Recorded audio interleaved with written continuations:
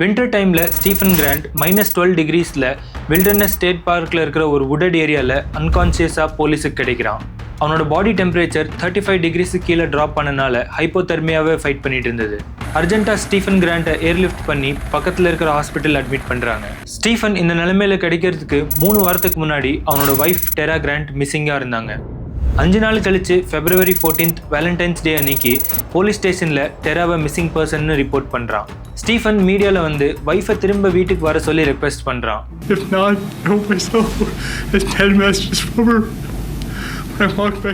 டெராவோட missing case investigation நடந்துட்டு இருக்கும்போது Stephen almost சாவர நிலைமையில அவன் வீட்டிலேருந்து 460 கிலோமீட்டர்ஸ் தள்ளி வில்டர்னஸ் ஸ்டேட் பார்க்கில் கிடைச்சிருக்கான். ஸ்டீஃபன் அவன் ஒய்ஃப் மிஸ்ஸிங்காக இருக்கும்போது அங்கே போய் எப்படி சேர்ந்தான்? இந்த கேஸில் இந்த ட்விஸ்டட் கொஸ்டின்ஸ்க்கு தான் ஆன்சர் அன்கவர் பண்ண போகிறோம். My name is Shravan and you வாட்சிங் தின் லைன். ஒரு மெலிசான கோடு. கோட்டுக்கு இந்த பக்கம் இருக்கவங்க நல்லவங்க, கோட்டுக்கு அந்த பக்கம் இருக்கவங்க கிரிமினல்ஸ்.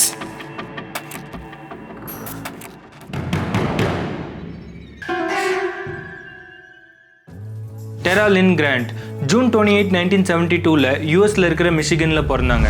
அவங்களோட பேரண்ட்ஸ் சின்ன வயசுலேருந்து அவங்களுக்கு ஒர்க் எத்திக்ஸ், ஆம்பிஷியஸாக இருக்கிறது அண்ட் எப்போவுமே சக்ஸஸை நோக்கி போகணும்னு சொல்லி வளர்த்தாங்க. டெரா சின்ன வயசுலேருந்து ஆம்பிஷியஸாக இருந்தனால அவங்க ஸ்கூல் அண்ட் காலேஜில் டிட்டர்மினேஷனோடு படிச்சுட்டு இருந்தாங்க. அவங்க ஸ்கூல் முடிச்சதுக்கப்புறம் மிஷிகன் ஸ்டேட் யூனிவர்சிட்டியில் பிஸ்னஸ் அட்மினிஸ்ட்ரேஷன் டிகிரி படிக்கிறாங்க. இந்த டிகிரி அவங்களுக்கு சக்ஸஸ்ஃபுல்லாக கரியரில் க்ரோ ஆகிறதுக்கு ஒரு சாலிட் ஃபவுண்டேஷனாக இருந்தது. டிகிரி முடிச்சதுக்கப்புறம் வாஷிங்டன் குரூப் இன்டர்நேஷனல் அப்படிங்கிற ஒரு இன்ஜினியரிங் அண்ட் கன்ஸ்ட்ரக்ஷன் கம்பெனியில் எக்ஸிக்யூட்டிவாக ஜாயின் பண்ணுறாங்க. அவங்க ஹார்ட் ஒர்க் அண்ட் டெடிகேஷனை வச்சு கார்ப்பரேட் லேடர்ல படிப்படியா மேலே ஏறிட்டு இருந்தாங்க. அவங்க யூனிவர்சிட்டியில படிக்கும்போது ஸ்டீஃபன் கிராண்ட்டை மீட் பண்றாங்க. ஸ்டீஃபன் கிராண்ட் செப்டம்பர் 13, 1970 மிஷிகன்ல பிறந்தான். அவனோட சைல்ட்ஹுட்ல நார்மலான ஒரு டிபிக்கல் ஃபேமிலியில வளர்ந்தான். டெரா கூட யூனிவர்சிட்டியில இருக்கும்போது அவன் பொலிட்டிக்கல் சயின்ஸ் படிச்சான். காலேஜ் டேஸ்ல டெரா அண்ட் ஸ்டீஃபனோட ரிலேஷன்ஷிப் டெவலப் ஆகுது. அவங்க சிமிலரான ட்ரீமை ஷேர் பண்றாங்க. காலேஜ்லேருந்து கிராஜுவேட் ஆனதுக்கு அப்புறம் 1994 2 பேரும் கல்யாணம் பண்ணிக்கிறாங்க. லேட்டராக 2 குழந்தைங்களோட மிஷிகனில் இருக்கிற வாஷிங்டன் டவுன்ஷிப்பில் செட்டில் ஆகிறாங்க. கரியர் வைஸ் டெரா ஸ்டீஃபன் விட சக்ஸஸ்ஃபுல்லாகவே இருந்தாங்க. ஸ்டீஃபன் அவனோட அப்போட டூல் அண்ட் டை மேனுஃபேக்சரிங் கம்பெனியை சேர்த்து வேறு நிறைய ஜாபில் அவனோட லக் ட்ரை பண்ணுறான். பட் எந்த ஜாப்லையும் அவனுக்கு job satisfaction, professional fulfilment and financial stability கிடைக்கல. பட் டெரா அவங்க கரியரில் வேறு லெவலில் சக்ஸஸ் அச்சீவ் பண்ணிட்டு இருந்தாங்க.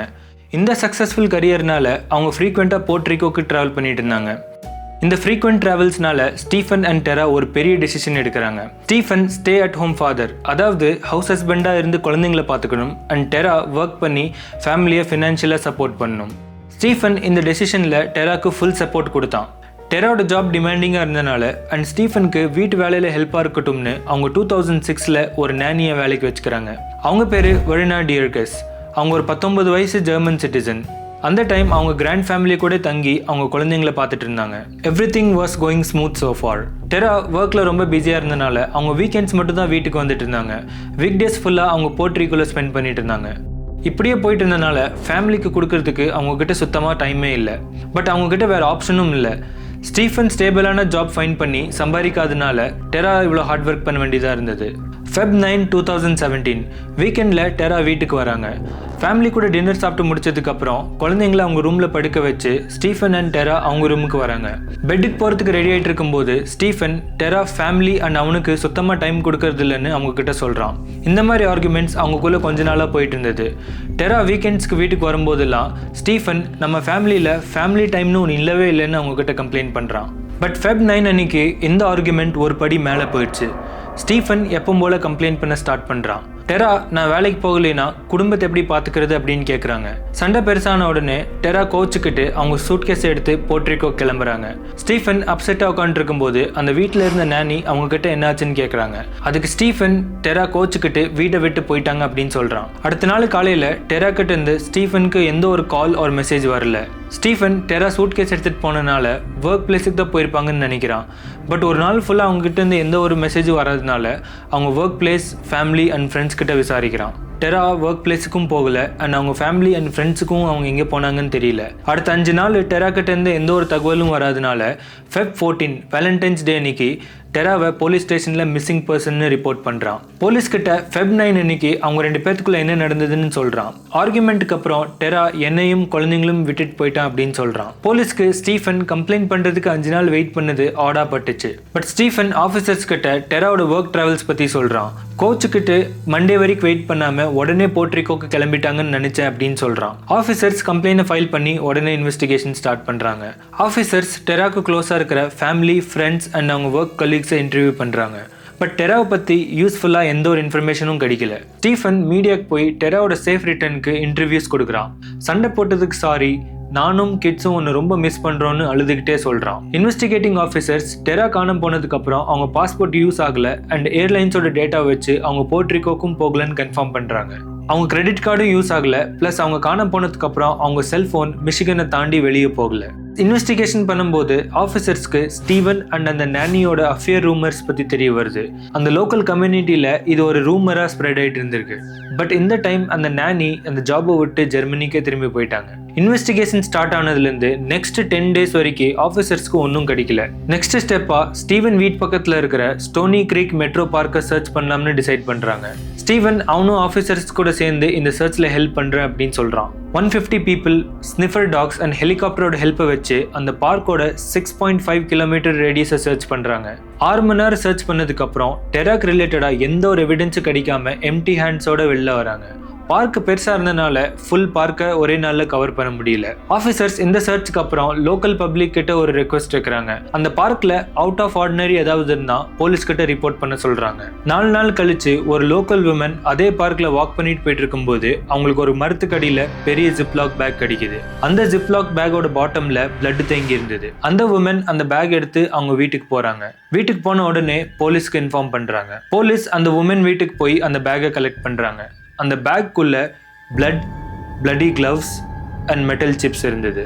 மெட்டல் சிப்ஸ் பார்த்த உடனே ஆஃபீஸர்ஸ்க்கு ஸ்டீவன் அப்பாவோட tool and die shop strike ஆகுது. இப்போ இந்த ஜிப்லாக் பேக்கோட டிஸ்கவரியை வச்சு ஸ்டீஃபனோட வீட்டுக்கு சர்ச் வாரண்ட் எடுக்கிறாங்க. 2 நாள் கழிச்சு சர்ச் வாரண்ட் கிடைச்சதுக்கப்புறம் மார்ச் 2 ஈவினிங் 5 மணிக்கு ஸ்டீஃபன் வீட்டுக்கு போகிறாங்க. ஆஃபீஸர்ஸ் ஸ்டீஃபன் கிட்ட சர்ச் வாரண்ட்டை காமிச்சு சர்ச் நடக்கிற வரைக்கும் வீட்டுக்குள்ளே வரக்கூடாதுன்னு ஆர்டர் போடுறாங்க. ஸ்டீஃபன் போலீஸ் கிட்ட நீங்கள் சர்ச் பண்ணுற வரைக்கும் என் டாகை வாக்கு கூட்டிகிட்டு போயிட்டு வரேன் அப்படின்னு சொல்கிறான். இந்த டைம் வரைக்கும் Steven was not under arrest, so he was free to go.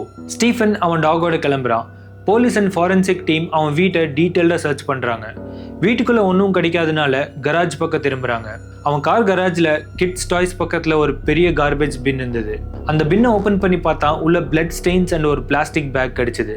Officers அந்த பிளாஸ்டிக் பேக்கை கட் பண்ணி ஓப்பன் பண்ணி பார்த்தா டு தேர் ஹாரர் அந்த பிளாஸ்டிக் பேக்குள்ளே ஒரு ஹியூமன் டோர்ஸோ இருந்தது. அதாவது தலை, கை, கால் இல்லாத ஒரு உடற்பகுதி கிடைச்சது. இந்த டிஸ்கவரிக்கு அப்புறம் ஆஃபீஸர்ஸ் ஸ்டீவன் கிட்ட கேள்வி கேட்கலான்னு பார்த்தா அவன் எங்கேயும் காணோம். ஸ்டீஃபன் இவ்வளோ நாளாக எல்லாத்துக்கிட்டையும் ஒரு கற்பனை கதை சொல்லிட்டு இருந்திருக்கான். ஒய்ஃபோட சேஃப் ரிட்டர்னுக்கு மீடியாவில் போய் ஒரு கன்சர்னிங் ஹஸ்பண்டாக அழுது கதறி இருக்கான். ஆஃபீஸர்ஸ் அவன் பேரில் ரெட் அலர்ட் கொடுத்து ஒரு பெரிய மேன் ஹண்ட் ஸ்டார்ட் பண்ணுறாங்க. அவனோட ஃபோனை ட்ரேஸ் பண்ணி அவன் போன ஏரியாவை ஃபாலோ பண்ணுறாங்க. இந்த மேன் ஹண்ட் போயிட்டு இருக்கும்போது ஆஃபீஸர்ஸ்க்கு ஒரு கால் வருது. ஃபோனில் கிராண்ட் ஃபேமிலி ஹையர் பண்ண நானி வெரேனா ஜெர்மனிலேருந்து பேசுகிறாங்க. ஃபோனில் வெரேனா ஸ்டீஃபன் சொன்னது எல்லாம் போய் அவன் ஒய்ஃபை விட்டுட்டுலாம் போல, அவன் தான் டெராவை கொண்டிருக்கான்னு சொல்லி எனக்கு ஃபோன் பண்ணான்னு போலீஸ்கிட்ட சொல்கிறாங்க. போலீஸ் வெரேனா கிட்ட ஸ்டீஃபனோட இருந்த அந்த ரிலேஷன்ஷிப் பற்றி கேட்குறாங்க. ப்ரெஷரில் அவங்களும் ஸ்டீஃபன் கூட இருந்த அந்த சீக்ரெட் ரிலேஷன்ஷிப் கதை சொல்ல ஆரம்பிக்கிறாங்க. டெரா ஒர்க்குனால 90% ஆஃப் த டைம் அவங்க வீட்டில் இல்லை. வீட்டில் இல்லாதப்ப ஸ்டீஃபன் வெரேனா கூட ஃப்ளர்ட் பண்ண ஆரம்பிக்கிறான். அவங்க 2 பேர்த்துக்குள்ள ஒரு சீக்ரெட் ரிலேஷன்ஷிப் ஸ்டார்ட் ஆகுது. ஆஃபீஸர்ஸ் இந்த ரிலேஷன்ஷிப் எப்படி ஸ்டார்ட் ஆச்சுன்னு கேட்டதுக்கு வெரேனா எனக்கு தெரியலன்னு சொல்லிட்டு மேபி ஸ்டீஃபன் கூட டெய்லி அவன் வீட்டிலே இருக்கிறதுனால இது ஆரம்பிச்சிருக்கும் அப்படின்னு சொல்கிறாங்க. இந்த ரிலேஷன்ஷிப் டெரா காணாம போகிறதுக்கு 1 மாதத்துக்கு முன்னாடி ஸ்டார்ட் ஆகிருக்குது. டெய்லி நைட்டு குழந்தைங்களை தூங்க வச்சதுக்கப்புறம் வெரேனா அண்ட் ஸ்டீஃபன் ஒரே பெட்டில் தான் படுத்துட்டு இருந்தாங்க. பட் வெரேனா போலீஸ்கிட்ட இந்த கொலைக்கும் எனக்கும் எந்த சம்மந்தமே இல்லை அப்படின்னு சொல்கிறாங்க. ஃபோனை கட் பண்ணுறதுக்கு முன்னாடி வெரேனா ஆஃபீஸர்ஸ் கிட்ட ஸ்டீவன் சூசைட் பண்ண போகிறேன்னு என்கிட்ட சொன்னான்னு சொல்கிறாங்க. போலீஸ்க்கு ஸ்டீஃபன் அவன் ஃப்ரெண்டோட கார் பாரோ பண்ணி நார்த் சைட் டிரைவ் பண்ணிட்டு போயிருக்கான்னு ஒரு லீட் கிடைக்குது. மீன்வைல் போலீஸ் பார்க்கில் அந்த ஜிப்லாக் கிடைச்ச இடத்த தேடுறாங்க. அப்படி தேடும்போது அவங்களுக்கு பிளட், ஹியூமன் ஹேர் அண்ட் டெராவோட 11 பாடி பார்ட்ஸ் கிடைக்குது.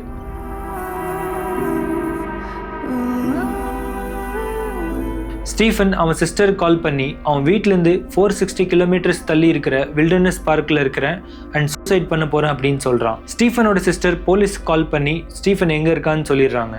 போலீஸ் அந்த இடத்துக்கு ரீச் ஆகும்போது ஸ்டீஃபனோட ஃப்ரெண்டோட கார் ரோட் சைடில் கிடச்சிது. அந்த ஏரியாவில் ஸ்னோனால் ஏற்பட்ட ஃபுட் பிரிண்ட்ஸை ஃபாலோ பண்ணி போனால் அங்கே ஒரு மரத்துக்கடியில் ஹைப்போதெர்மியானால ஸ்டீஃபன் சாவர நிலைமையில கிடந்தான். அந்த பிளேஸ் சிட்டிக்கு அவுட்டரில் இருந்தனால ரெஸ்கியூ ஹெலிகாப்டருக்கு கால் பண்ணி ஸ்டீஃபனை நார்தர்ன் மிச்சிகன் ஹாஸ்பிட்டலுக்கு ஏர்லிஃப்ட் பண்ணுறாங்க. டாக்டர்ஸ் ஸ்டீஃபனை ஸ்டேபிள் பண்ணதுக்கப்புறம் ஆஃபீஸர்ஸ் அவனை இன்ட்ரோகேட் பண்ணுறதுக்கு ஹாஸ்பிட்டலுக்கு போகிறாங்க.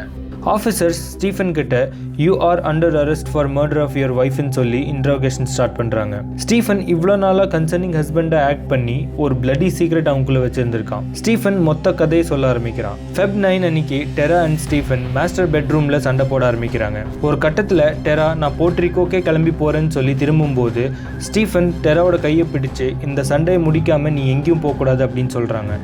ஸ்டீஃபன் அவன் லிமிட்ஸை கிராஸ் பண்ணதுனால டெரா அவனை அறையிறாங்க. ஸ்டீஃபன் கோவத்தில் டெராவை அடிக்கிறான். டெரா கீழே விழுகிறாங்க.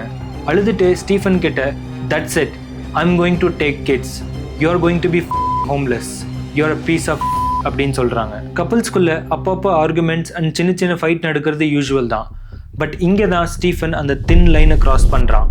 டெரா ஃப்ளோரில் இருக்கும்போது அவங்க மேலே ஏறி அவங்க கழுத்தை நெரிக்க ஆரம்பிக்கிறான். ஆஃபீஸர் ஸ்டீஃபன் கிட்ட கழுத்தை நெரிக்கும் போது டெராவோட முகம் இல்லை கண்ணை பார்த்தியான்னு கேட்கும்போது ஸ்டீஃபன் அவன் இது பண்ணும்போது ஒரு கிரே கலர் டிஷர்ட்டை எடுத்து டெராவோட முகத்தை மூடிட்டான் அப்படின்னு சொல்கிறான்.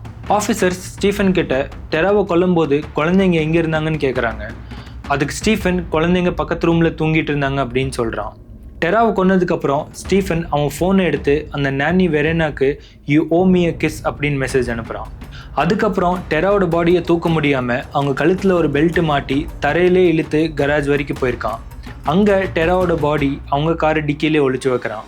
2 நாள் வரைக்கும் பாடி என்ன பண்ணுறதுன்னு தெரியாமல் அந்த காரோட டிக்கியிலே இருந்திருக்கு. சண்டே அவன் அப்பா ஷாப் க்ளோஸ்டாக இருந்தனால டெராவோட பாடியை எடுத்துகிட்டு அங்கே போகிறான். அங்கே ஹேக்ஸாவை வச்சு டெராவோட பாடியை 14 பீசஸாக கட் பண்ணுறான். ஒரு பாயிண்டில் பிளட்டை பார்த்து ஸ்டீஃபன் வாமிட் பண்ணி சிக்காக ஃபீல் பண்ணுறான். பட் அவன் அப்படி பண்ணலைன்னா மொத்த லைஃபு கம்பி என்னன்னு he continue to cut her body. டெராவோட பாடியை பிளாஸ்டிக் பேக்ஸில் பேக் பண்ணி காரில் ஏற்றி திரும்பி வீட்டுக்கு ரிட்டர்ன் வரான். அவன் ஒய்ஃபோட பாடியை கராஜில் வச்சு ஆஃப்டர்நூன் வெரேனா அண்ட் கிட்ஸ் கூட எதுவுமே நடக்காத மாதிரி நார்மலாக ஸ்பெண்ட் பண்ணுறான். எல்லாத்தையும் நார்மலாக வைக்கணும்னு ஸ்டீஃபன் வெரேனா கூட ஃப்ளர்ட் பண்ணுறான். February 12 காலையில் 3 மணிக்கு டெராவோட பாடி ஸ்டோனி க்ரீக் மெட்ரோ பார்க் எடுத்துகிட்டு போய் டிஸ்போஸ் பண்ணுறான். டெராவோட டோர்ஸோ தான் ரொம்ப சேலஞ்சிங்காக இருந்ததுன்னு சொல்கிறான். அந்த பாடி பார்ட் ரொம்ப ஹெவியாக இருந்தனால அண்ட் வெளியில் மைனஸ் டெம்பரேச்சர்ஸில் ஸ்னோ பெஞ்சிட்டு இருந்தனால அந்த பார்ட்டை மட்டும் ஸ்னோலே புதைச்சிட்டேன் அப்படின்னு சொல்கிறான். அதுக்கப்புறம் February 14 போலீஸ் ஸ்டேஷனுக்கு போய் டெரா மிஸ்ஸிங்னு ரிப்போர்ட் பண்ணுறான்.